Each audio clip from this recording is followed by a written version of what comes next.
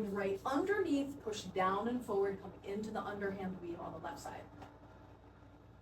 In the same place that you're so facing the left, in the same place where you would turn into the pinwheel, like this, instead of turning into the pinwheel, what I want you to do is keep turning into the overhand weave.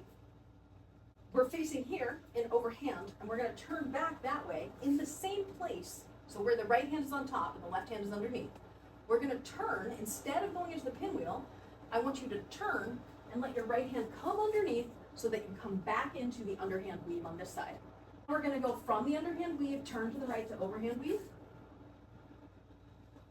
And then from the overhand weave, turn to the left to underhand weave. Now, from the underhand weave, when the left hand is on bottom, turn to the right to overhand weave. Let me show you what we just did. You were underhand, I'm the opposite of how you were so that you can see this side of it because so my body's not blocking it. You're an underhand weave here.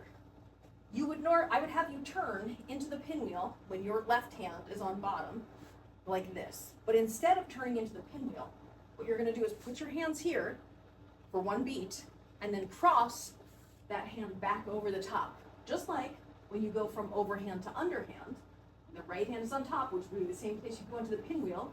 You're going to go here for one beat and come underneath. Here for one beat, could go over top. Here for one beat, come under the bottom.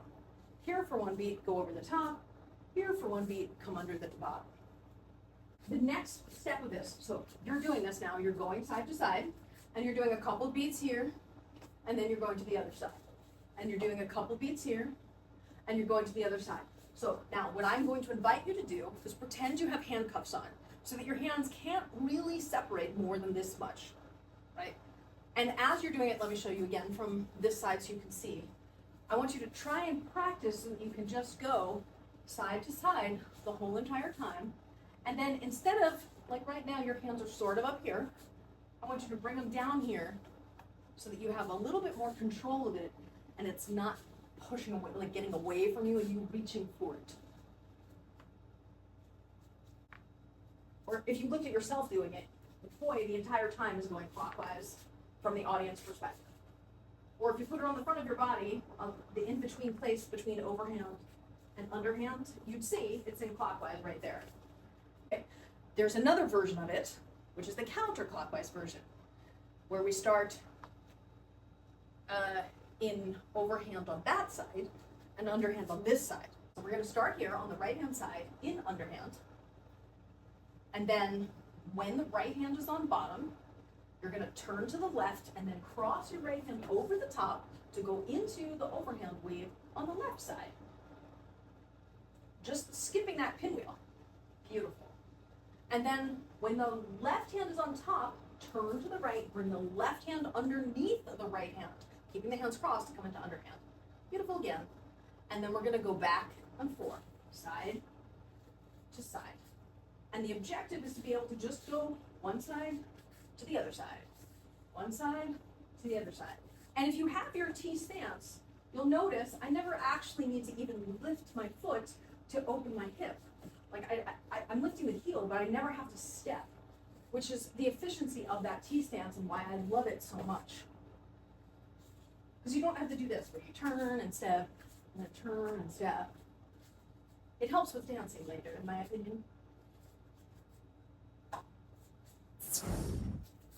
Let's connect those together and do a weave 360. So, starting where you're starting now, your underhand here, we're going to turn to the left to overhand. Okay, now relax, bring it in low and tight. Now step your right foot forward.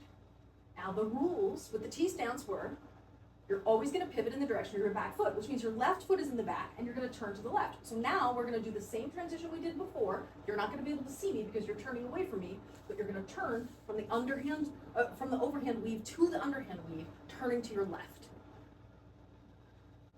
And now you've done a 360. And now step your foot forward, right foot forward again. And we're going to do it again. The rule to remember when you're doing this is, so if your underhand's here, when you turn, and then turn again, you should still be in underhand. If you're not, you did something wrong in the middle, right? So we did the left turn, where the right foot's forward, turn left, step the right foot forward, turn left. Step the right foot forward, turn left, step the right foot forward, turn left. When you get comfortable with this, you'll be able to do it like this. Don't blink. Do, do, do, do, do, do, do, do, do. Right? Just a beautiful 360 like that. Now let's do the right turn. So put your left foot forward. We'll start out in underhand here. And then turning away from me, turn to overhand on the back wall, so that on the right-hand side, you're in the overhand weave. You're here like this, underhand. When the left hand is on bottom, turn right, bring the left hand over the top of it and come into overhand weave. Now step your left foot forward. And then when your left hand is on top, turn right, back to underhand weave. And then step your left foot forward and turn right to overhand weave. And then step your left foot forward and turn right to underhand weave. Yeah. And then you could now switch and turn to the left so you don't get dizzy. So that you turn to the left, step your right foot forward, turn to the left, step your right foot forward. Turn to the left, step your right foot forward, turn to the left. Don't step your foot, and then you can switch direction again, so that you can turn one way and then turn the other. And then you could just stop in the middle and go between them. Or you could add your pinwheels in, or you could open it up and do your chasing the sun, or you could chase the sun into your pinwheel, or. All these things you know. All right, this is the clockwise weave fountain, where the point is clockwise the whole time, versus the counterclockwise weave fountain, which is this one, where from the artist's perspective, right, because you're behind the poi are counterclockwise on the front plane the whole time, right? So that's overhand on the left and underhand on the right. The clockwise weave fountain, right, it's clockwise on the front plane, is where it's overhand on the right and underhand on the left. Just remember, there's two versions of everything. Try them both and make sure you got it. If you can't tell the difference, which one is which. But the way to tell the difference is from your perspective as the artist. If you're here, like, okay, I started an overhand here, let me turn, and I'm turning to my left. Let me look at what my left poi is doing on the front plane. Oh, it's clockwise, right? Versus if you're here and you turn to your right, do this with me because it's gonna look clockwise from your perspective, looking at me, but if you do it with your own poi, you'll see it's not.